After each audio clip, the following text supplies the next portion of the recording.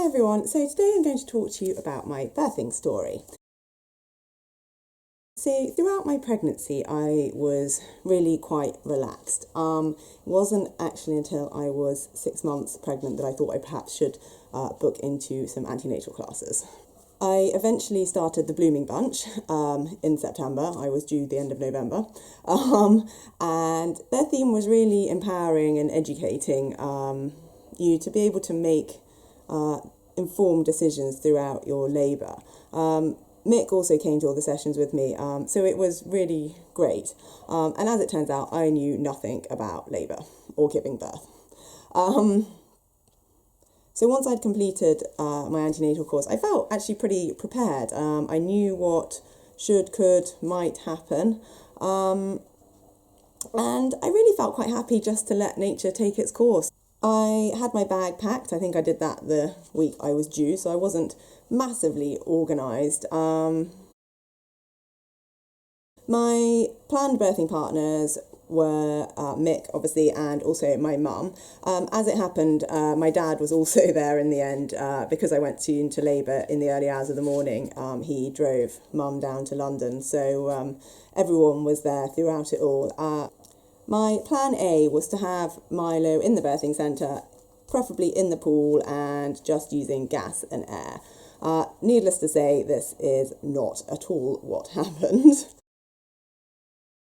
To cut quite a long story short, I had a scan when I was about a week and a half overdue. They wanted to induce me, and so we just wanted to see really what was going on.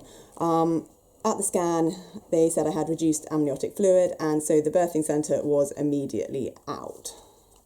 I went into labour naturally, and several hours on gas and air led to several hours resting with pethidine coursing through my veins, lovely stuff, which led to being given oxytocin to try and speed up my contractions.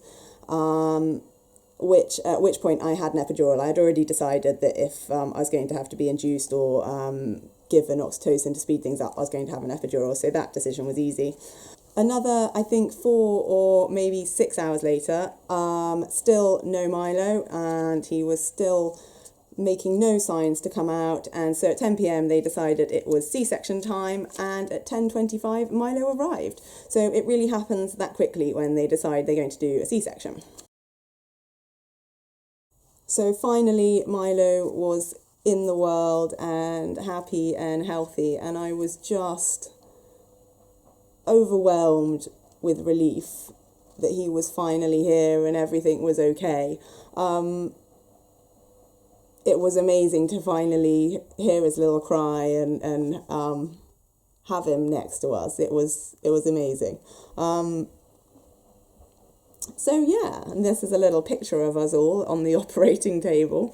So once they had essentially sewed me back together, I was wheeled into HDU, and Mum and Dad and Mick were ordered home as no visitors in HDU. So it was a bit of a surreal day, night, and we didn't get to see Mick again until the next morning. So you can probably tell I didn't find my whole birthing story scary or traumatic, or I felt I knew exactly what was going on. I understood what the options were. The hospital staff were brilliant. They explained everything to me as we went along. So my advice to anyone who is pregnant is get yourself informed and educated. Understand what your options are. Understand what the different drugs do and what the consequences are, and that way, when someone comes in and says, right, we suggest this, it's not the first time you've heard it, you understand what they're talking about, and it won't make you feel so scared about the whole thing. I genuinely feel really positively about my whole birth experience. I would love to hear your birth stories and any comments you've got on mine, and if you think this might help someone, then please share it. And thanks for watching. Bye!